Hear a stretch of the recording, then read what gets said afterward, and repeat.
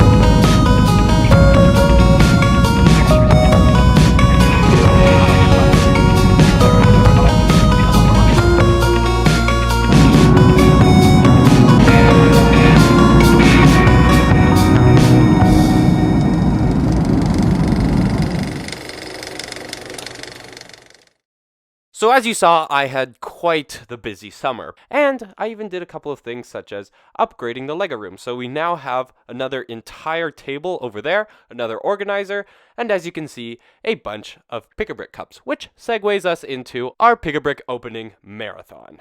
I've just moved us down to the floor here, just so we have enough space to open up these cups, and so parts don't go flying everywhere.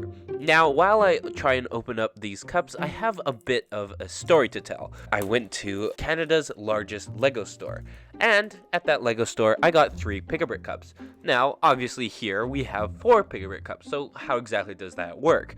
Well, turns out those 3 Pick-a-Brick cups that I got there, I forgot them. All of them at my cabin. So currently we have 3 more Pick-a-Brick cups that are missing from these 4 other ones, and not to worry because I actually go back to my cabin fairly soon.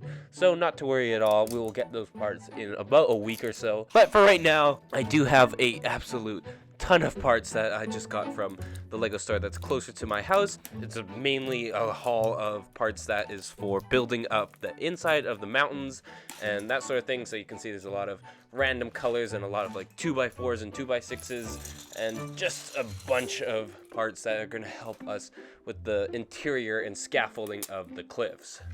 But I think with that said, I'm going to go ahead and organize all of this up. Now that the parts are organized, I have a couple of things to tell you. The first thing is that I started off this video with kind of unusual lighting because one of my main lights bulb burnt out. So I ordered a new one, and this thing is quite hilarious. It is this monster. Like, look at this thing. It's kind of ridiculous how massive this thing is, and it does have a normal kind of screw-in bulb at the end. So I'm going to test this thing out, and we'll see how this thing works. And the second thing is much more important, and I don't think I've really told anyone on video yet. We have a Lego competition, or more like a Lego convention, coming up.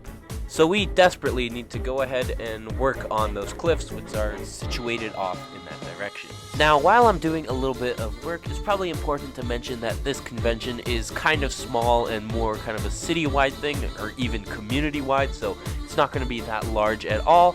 It's just, I didn't even realize that the date was coming up so fast, and that we'll actually have kind of like a Lego event to go to. Now, obviously, the cliffs are not going to be done for that time, so I'm just trying to get the front 2 cliffs in a state where they look kind of cool and people can kind of gauge and kind of see what I'm doing with these cliffs. And I'll probably bring along the back 2 sections with just a little sign that says like coming soon or unfinished or something like that. I have interrupted this time lapse because Canadian Thanksgiving has already passed, but that means that I got my Lego that I got over the summer. Now, as you can see, the bag is just a little bit damaged, just a little bit, but inside we should have 3 paper brick cups. Now, I don't quite entirely remember what I got, because it was quite a long time ago now, but I think the majority of the parts are once again kind of filler brick for the inside of the cliffs. Now, I'm not going to open these right now because I kind of need to get back to building and don't really want to spend more camera time just opening up picker brick cups.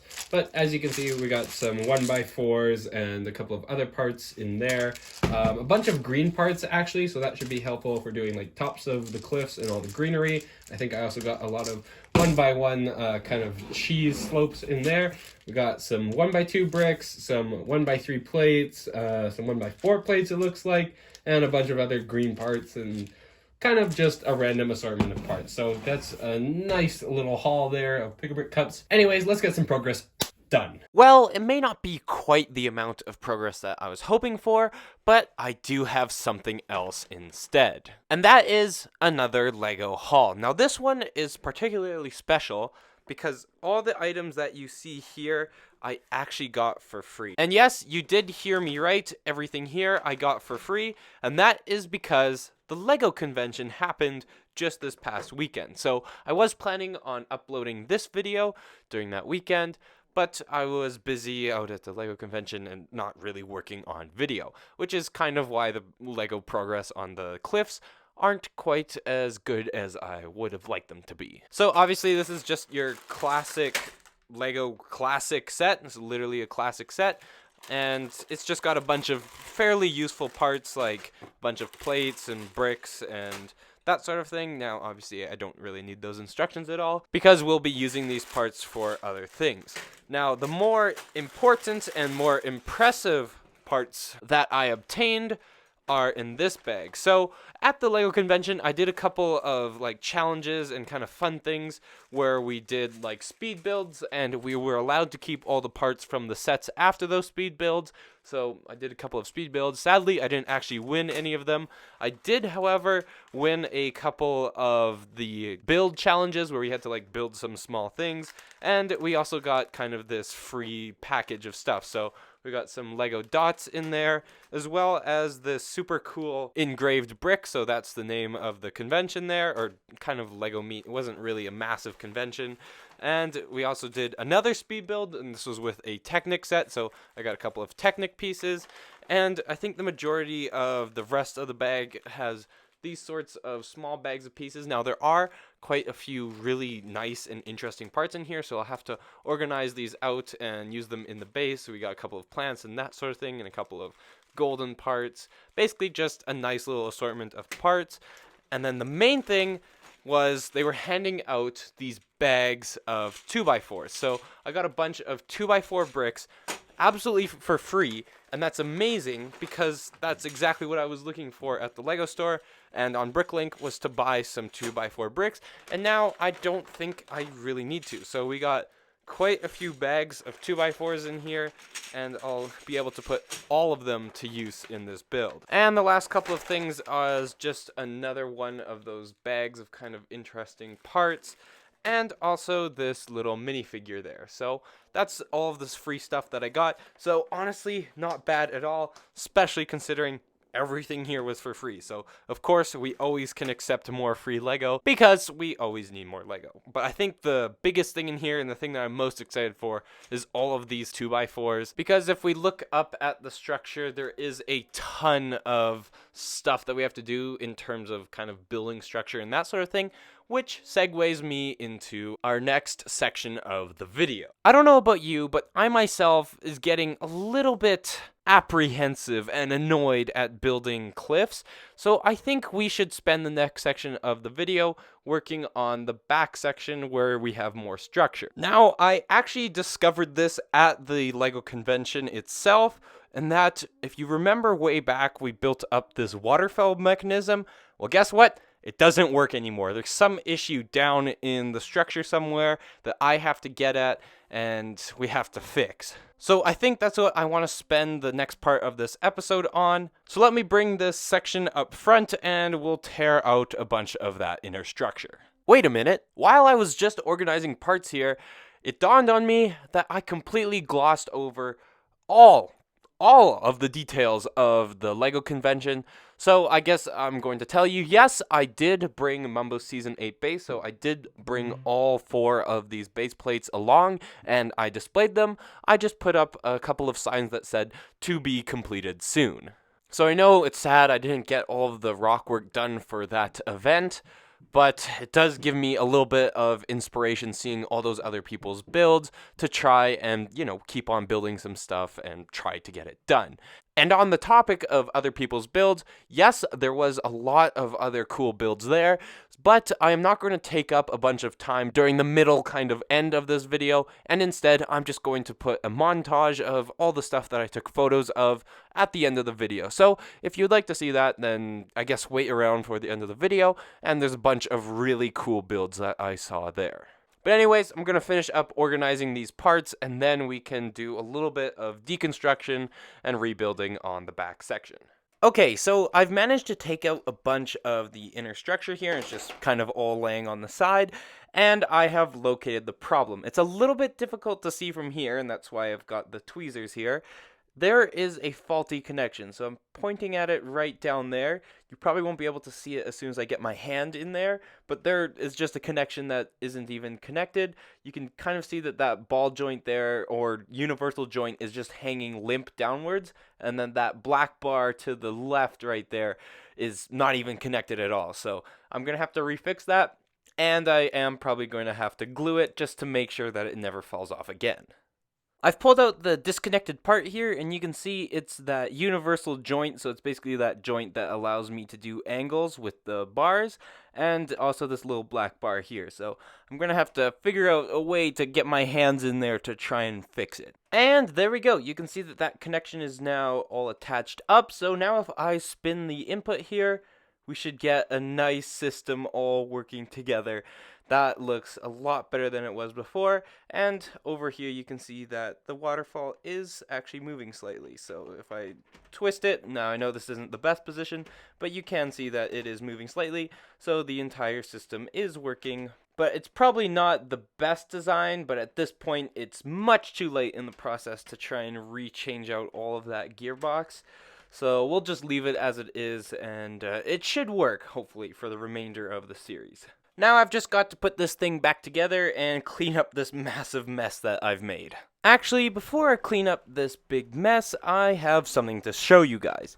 And it's related to going to the LEGO store once again. Now I know this is probably a little bit of a strange angle because I'm coming in at the side here, but I have a couple more bric-a-bracs to open up here. Now I know we have quite a few of these opened in this video, but you can kind of tell how long it's been since I've uploaded an episode, and that's kind of why we keep having more bric-a-bracs. Now I know it is a little bit shameful on my part, because I think this is the longest time I've gone without uploading for not really any good reason, other than I've just been busy with other stuff, and yeah. I will make up for it in a bunch of bric-a-brac openings here. Now, this bric-a-brac here, and I have another one with me, I might as well grab that while we're looking at this.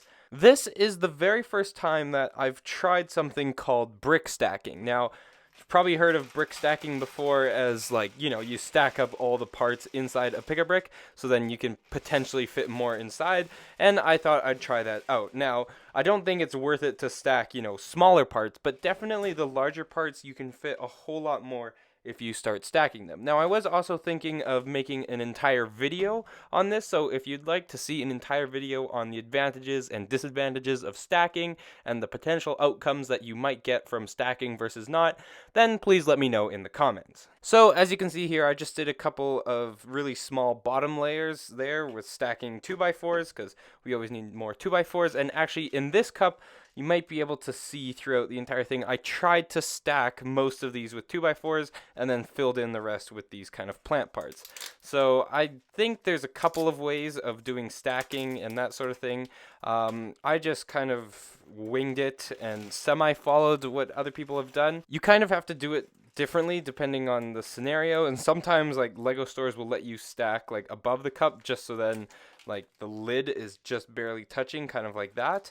So it really depends on your Lego store and what you're able to do, but I was able to get a couple of layers in here. Now, one thing I did notice is that they seem to have changed the size of the Pick-a-Brick cup, because I used to be able to stack like a different kind of style before, and I've seen people do like a different kind of stacking technique, but now I think they've made it smaller, or it's like a different shape, so it doesn't quite work as well as it used to. So there's our top layer there, and then we have a second layer, and I think it goes all the way down to 4 or 5 layers. So there's the third and the fourth. Yeah, so there's 4 layers that I managed to fit in there, along with all of these extra kind of plant parts. And I even found a couple of spiders, because the Pick-a-Brick wall seems to have a Halloween theme going on right now. So that's kind of cool. So I've got a bunch of off-camera sorting and work to do, because not only do I have to fix up all of the inner structure for this section, I also need to change it up, because these front kind of panel sections over here, you can see the red and kind of dark gray plates there. All of this section here is positioned incorrectly compared to the other cliffs. So basically, when I put this side next to the other cliffs, we have a bunch of rainbow parts sticking out, so essentially I have to shove this entire section back a couple of studs. But I won't worry about that right now, and I'll just focus on sorting parts. So I'll bring you back when I have all of that done. It has been quite a while since I recorded the last clip, so of course that means I got a couple more Pick-a-Brick cups. I think you can probably tell how long it's been since I uploaded the last video, because I get roughly 1 Pick-a-Brick cup a week, so if you add up all the Pick-a-Brick cups, that's about how many weeks I've been away. Now, in the meantime, I was able to do a little bit of work, so I changed up this entire corner, and I really like how it turned out. There's just something really cool about how the way these angles worked out and how this kind of corner loops around, and I really like how before this used to be just a straight up and down wall right there, and now I've pushed back this entire section back there. It has given me a lot more space to try and like curve the cliffs up and around a bit more. So because I've pushed that all back, it's going to be a lot easier to figure out how to build out this corner and actually make it look a little bit better. And it also gives me a little bit more space to play around with the section of cliffs right in front of the waterfall. So hopefully I'll be able to fix those and round those out quite nicely. Now, another thing that I was able to do was complete the entire wall section here. So all of that is now done, and all I have to do is put the lights behind each of the sections up here. So all of those wireless lights that are remote controlled will all sit up in there, and I'm actually going to have to change out the structure a little bit because it's not in the correct place. And one thing that I just barely started to get to work on was figuring out how to connect the structure, like the back scaffolding structure, to the walls up front. So I was just trying to figure out some connections there, because after that we are going to have to build a massive, really strong Technic base here to hold up the roof section here that's going to come out at an angle. So we need a really strong Technic structure inside this area to support that. But I'm not going to get to that in this episode because it is a little bit lengthy, because this entire episode is more of a catch-up and review and just actually get a video uploaded to you guys so you know what's going on. So I think with all of that done and said, it's time to end the video. So I hope you enjoyed, and remember, there is going to be a long playlist of a bunch of photos from that LEGO convention I went to, so enjoy that.